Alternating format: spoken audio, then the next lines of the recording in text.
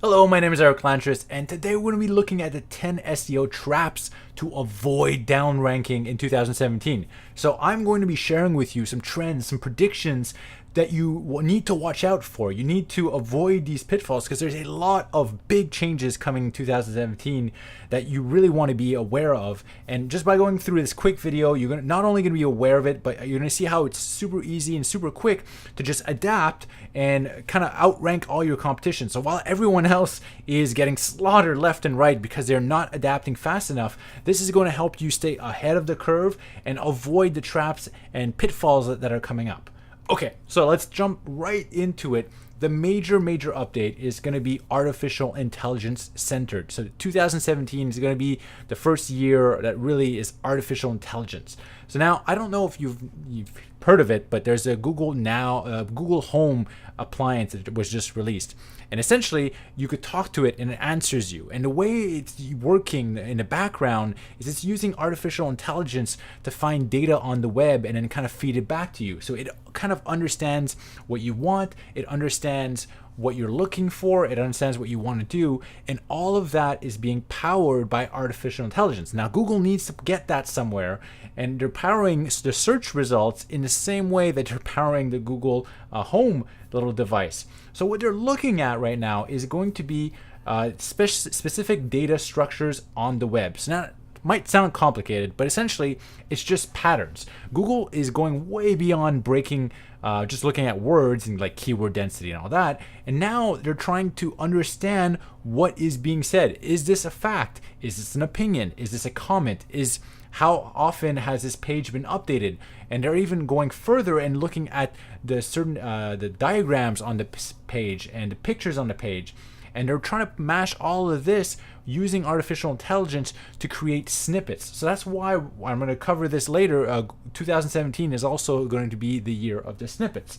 So what does this mean? How can you profit from this? Well, the easiest way to profit from it is observe the AI, and that's what we're doing inside traffic research, where I'm constantly looking at the patterns. And what I'm doing is when Google's looking for a specific pattern to put in a search snippet, I'm feeding it the patterns. So essentially, if you want to take advantage of it as much as possible, copy paste the patterns that I've already provided inside traffic research, and you're going to magically appear almost within 24 hours in the search snippets.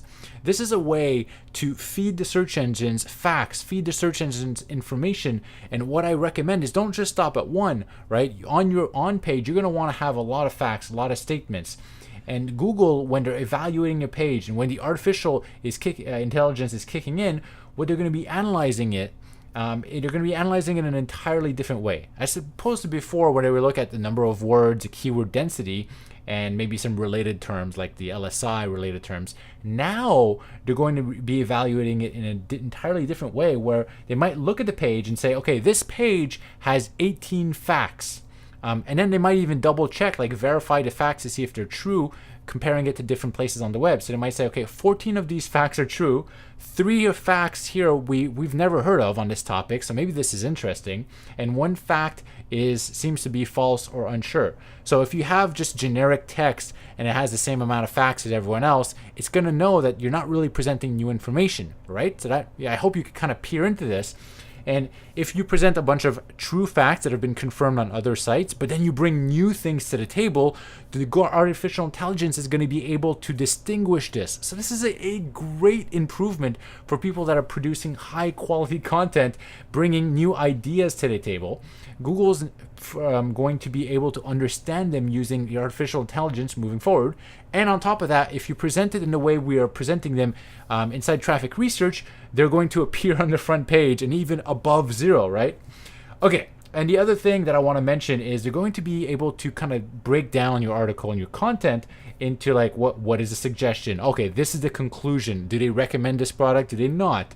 They're going to be they could already distinguish what comments are, and they're going to be looking at things like page updates and also pictures with artificial intelligence. The newest application that Google has is that you could actually doodle something. You could just draw it with like an MS Paint, and it's going to try to guess what you're trying to draw, right? So it's a cool little applet that they're testing, and that's because Google wants to be able to recognize all kinds of images and to be able to distinguish what's on your page. So we're going to go way beyond. So if you're just putting in fake pictures and calling it, let's say, cellphone.jpg, but it's not really a cell phone, Google's going to know, right? They already kind of know if you go to image search, but they're going to know even more. And that's why it's going to be critically important that you put things that are appropriate to whatever topic you're writing about. So if, let's say, you're going into a market and it's you're going into the 3D printer market, right? Big hot market, awesome right now, and you have pictures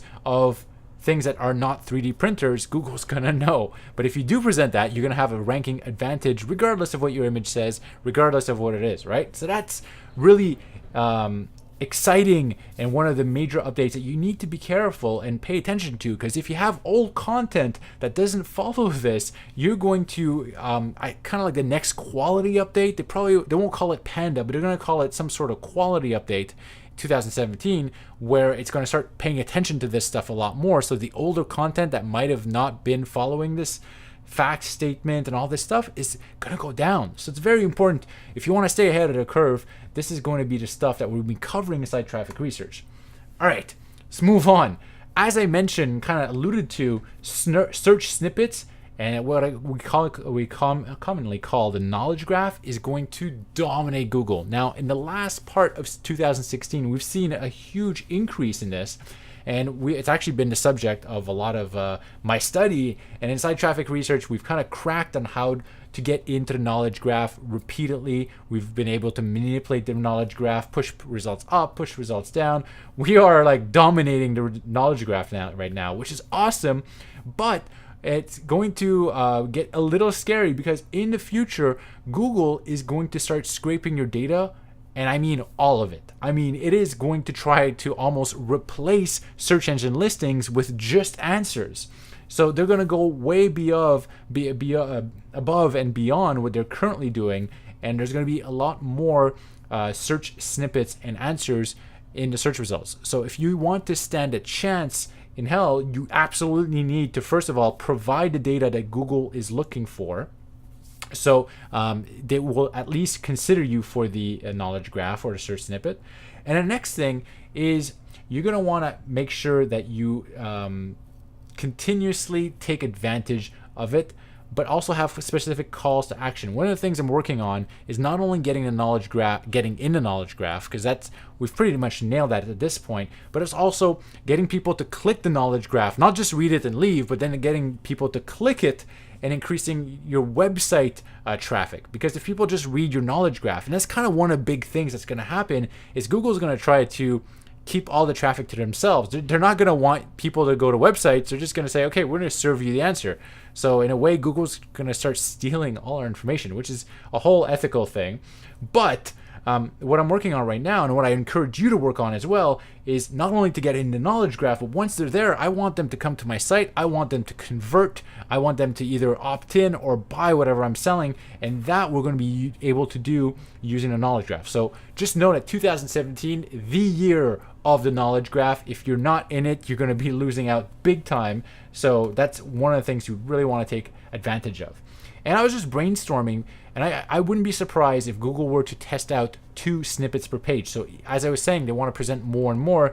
They might even reduce some of the organic listings and just present 2 options in terms of search snippets, in terms of knowledge graphs. That might be possible, maybe not. The other thing that they might start doing, especially with Google Home, is they might start having AdWords where you can actually buy your answer inside to the knowledge graph. So for instance, if you had a query and you're asking them via voice search, hey, what's the best coffee in Montreal? And then AdWords could recommend, like as an answer, oh, the best coffee in Montreal is at this coffee shop on this street. So we might see this, we might not. These are ideas. However, if it does happen, I'm going to be the first one to take advantage of it. And I'm going to be bidding for all the awesome AdWords graph terms that I want. All right. So moving on, the next thing is, and this is a big one, and this you probably saw coming because Google's flat out announced it, mobile first. The priority is now going to be mobile, and desktop is going to be secondary. So even though we design our websites with our desktops, well, at least I hope everyone designs their website with a desktop, we need to pay attention to the mobile when we're designing with the desktop, which is really counterintuitive. You're using one device and then you're using the other device to kind of check it. However, Google's splitting up the index, and there's going to be a separate mobile index. And the big change that's going to happen is right now mobile is either go or no go. It's 1 or it's 0. It is, you are either mobile optimized or you are not. However, with the new index, it's not going to be like that at all. Instead, you're going to have a mobile score where instead of just being you're mobile optimized or not, you're going to be able to be slightly mobile optimized, medium mobile optimized, heavily mobile optimized. Kind of like we have with the rankings on desktops, where you have a whole huge scale of kind of like a 0 to 10 or 0 to 100, whatever way you want to look at it. Mobile is going to have that too right now, which is going to be a big thing. So we're going to want to, first of all, take advantage of the existing mobile ranking factors. So things that we know, first of all, like having optimal text size, easily clickable links, fast loading speed. There's the AMP, kind of like the way of rendering the page and serving it is super fast, and is actually giving a significant ranking and traffic boost for some websites. And last but certainly not least, user experience. These are kind of like the mobile ranking factors that we know of now. However, in the future, and especially coming up this year, there's going to be new ones. As Google really develops their mobile search engine or their mobile index, new factors that are going to be mobile specific are going to be integrated. And that's one of the reasons why they're separating the desktop search engine with the mobile, because they want to start integrating things that they can't do on desktop. They want to integrate those into the mobile. So that's really one of the things that you're going to want to watch out for. And I strongly believe there's going to be a mobile gold rush. So we're going to be studying the mobile index and site traffic research left and right, and taking advantage of it and being the first one to start implementing the new factors as we discover them in 2017 is going to give you a giant share of the market. Mobile market is obviously already huge, and it's now is going to be one of the best times that you could do a mobile a site refresh. So if you've been on the fence for doing a site makeover and you're like, oh, should I do it, should I not? Now is definitely the time, because the older sites, nearly all the older sites, I don't know about you, but most older sites are not mobile optimized. They don't have big clickable places. They're kind of like the divs are all over the place. Now is the time to get a mobile makeover. The ones that do that will benefit the most, and you're going to see the biggest return on investment from having that. All right, so talking about mobile, this is going to be another big change in 2017. Selling. We're all in this. We are all marketers. We are all selling somewhat, some way. This is how we generate income, right?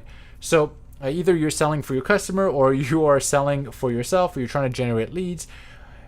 Most people are still buying kind of on desktops, but if you want to continue profiting online, the people that are able to cater to mobile transactions the best are usually going to win. So right now, if you're doing affiliate, the best affiliate programs are going to be the pay-per-leads or pay-per-calls.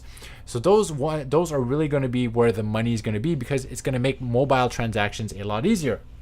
The next thing is you're going to want to start implementing one-click or mobile optimized shopping carts. So if people could pay you with one click or easily pay you on mobile, those are the things that are going to make you the most money. So really, selling is going to go through a small little shift, and it's started already. If you look at the trends, the people that are making the most money are the people that are making it easier to buy via mobile, and that trend is going to continue. And if you don't do this, you're going to start losing some potential customers in 2017. So I really want you, and I urge you, to pay attention to the mobile aspect, even in priority to the desktop.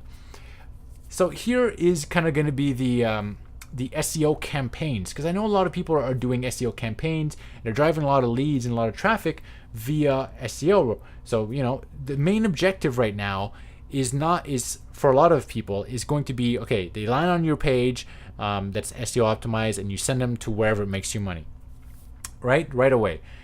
The next evolution, especially because more people are coming via mobile, and in 2017, your mobile traffic is going to go through the roof because we're going to be optimizing your website for mobile, is going to be, instead of driving people directly to the sale, you're going to want to drive them to email capture forms, because it's really easy to opt in via your with your phone. And or you're going to want to send them to social pages like Facebook, Instagram, or Pinterest. So we're going to want to implement a lead capture that is easy for a phone, and you're going to want to recommend people to go like you on social profiles. Then from there, you could sell them via email or sell them via your social media. So kind of like the SEO thinking and SEO campaigns are going to change a bit. So this is another big trend that you're going to be seeing, where instead, before you would kind of send the people directly to your checkout page. Now we're going to be sending people to email lists, or we're going to be sending them to social media page, and then we're going to send them back to optimized checkout. So it's still going to work, but if you stay with the old model, you're going to lose some sales. I really want you to capture the email, capture the like, or whatever you want to call it, or to follow on Twitter or Facebook, and that's going to serve you much better. All right, the next thing, and this has started already, especially with the elections and everything, the crackdown on fake news sites. So there's going to be new legislation and penalties that are going to apply to fake content. Now, what that means is that there's going to be more manual crackdowns than 2017 than ever before. Because even though Google's becoming really smart, they are really good and at creating algorithms that create suspicious sites, they're really trying to avoid all the backlash of like wrongfully penalizing people. So they're going to have giant lists of suspicious sites, which they won't take action on, but then they're going to throw out their manual reviewers that are going to review the list of suspicious sites. So 2017 is going to see a lot of manual review penalties. So if you want to avoid it, the one way to avoid manual penalties that is easier than anything else is to have a good appearance. So hiring a graphic artist, an illustrator, or someone to make your website, at least the front page, look legitimate, is going to go a long way to protecting you. It sounds simplistic, right? But people, especially reviewers, do judge a book by its cover, so they judge your webpage by the way it looks. And especially, you got to consider the person in whatever country is reviewing thousands of websites and probably like hundreds of websites per day. The guy probably does 600 websites per day, and he's clicking yes, no, yes, no, and so forth. And he's mainly going to look at the way your website looks. So if it looks like a blog network with the same theme he's seen 4 times already today, he's just going to knock you and say, okay, this new site is off. But if you look professional and you have the appearance of a professional news site, or a professional just site in general, because this won't just apply to news, this will apply to a whole bunch of sites. The better you look, the safer you're going to be, especially for manual reviewers. All right, moving on. Voice searches. Voice searches are increasing. It's no surprise, especially with mobiles, and even as I mentioned once again, the Google Home application appliance. People are using Google Voice and Siri a lot more to search, which means there's going to be a change in the keywords. So not only are we going to see a big change in mobile traffic, but we're also going to see a change in the types of keywords that people are using. So if you want to stay current, you're going to want to adapt to the new keywords. So the old queries, I'm going to give you an example, could have been just best headphones. The new query is going to be someone saying to their phone, hey, what are the best headphones? And same thing for local. Typically, like an old keyword would be locksmith New York. Makes sense, right? But the new keyword is someone saying into their phone or Google Voice, find locksmith in New York. So if you want to take advantage of this, you're going to want to optimize your page for the new queries. So just think, what would a person say if they wanted to find my page? So if you include that question and you include the answer on your page, you're going to rank better, and you're going to rank for both terms. So you're not only going to rank for the old one, but you're also going to rank for the new terms and the new searches that people are going after. So it's really important that you're aware of this, because some of those old searches that have been giving you a lot of traffic in the past are going to start giving you a bit less traffic because they're being replaced, and there's an evolution in search queries. All right, now this one I'm excited about. This is going to be live streaming. So live streaming has seen a huge increase in 2016. 2016 has probably been the year of live streaming, if I had to define it in one way.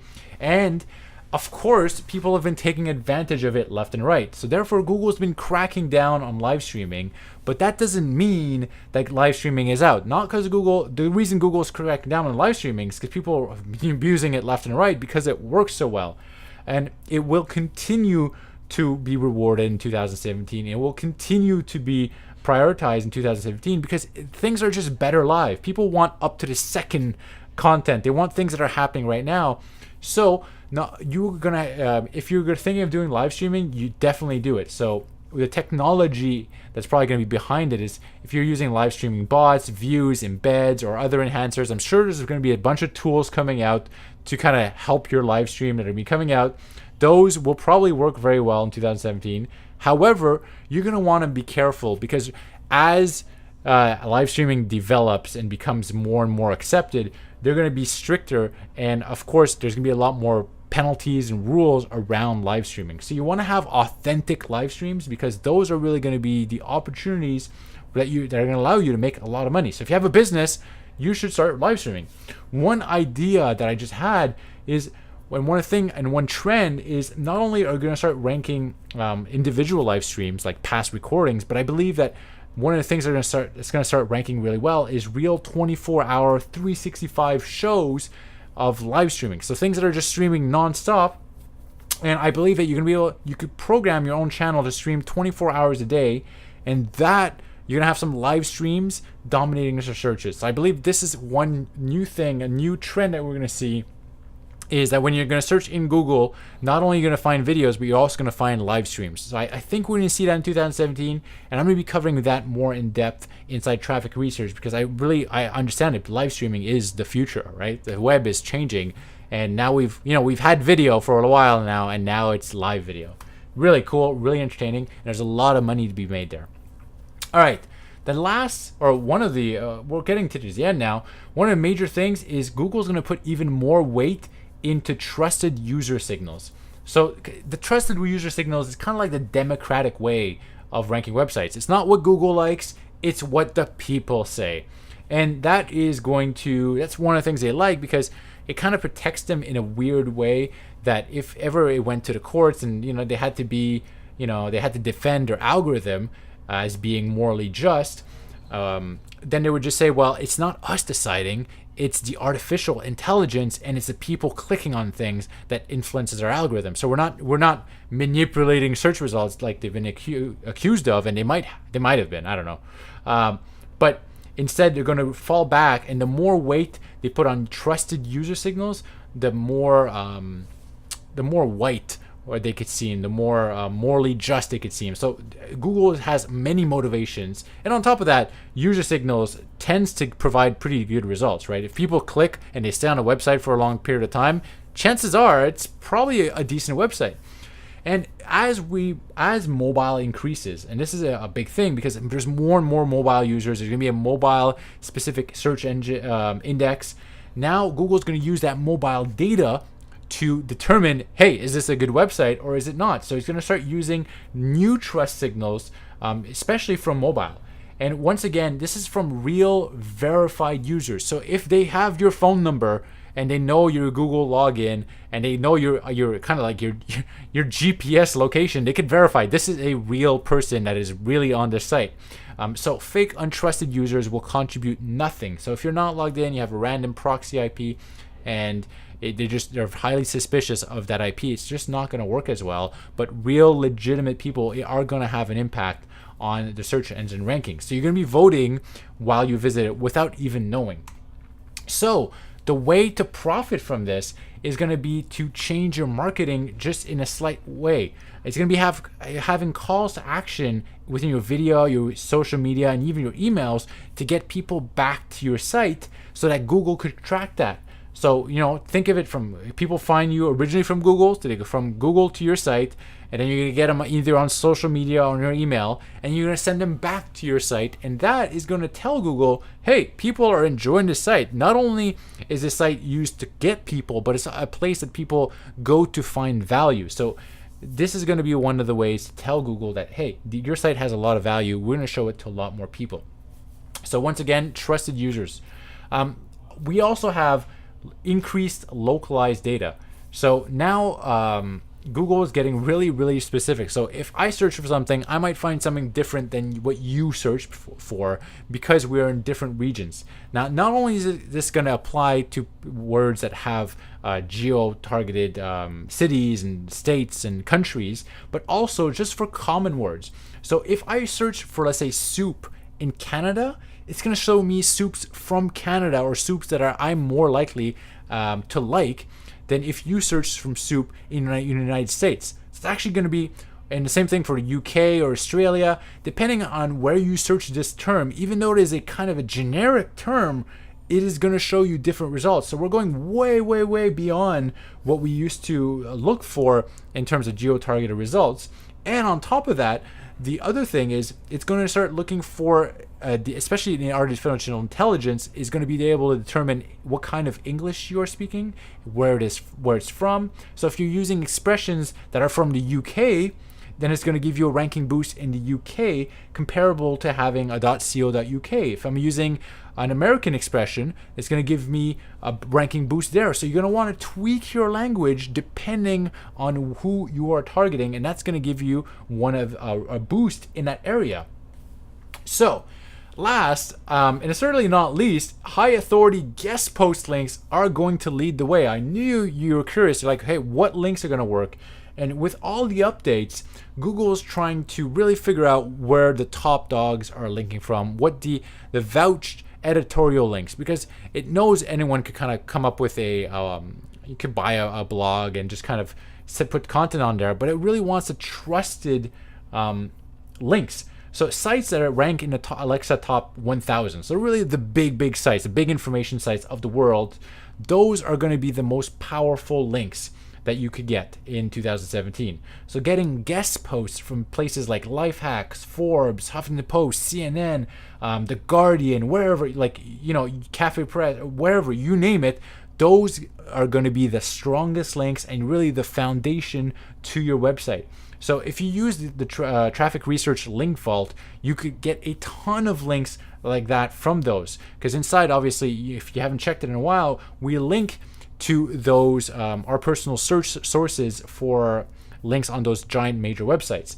So if you haven't been there yet, make sure to go and get yourself as many links as you can, because Google's really going to be cracking down on the lower quality links. They've been doing this for the past few years. Every single year, it just gets more severe and more severe and more severe.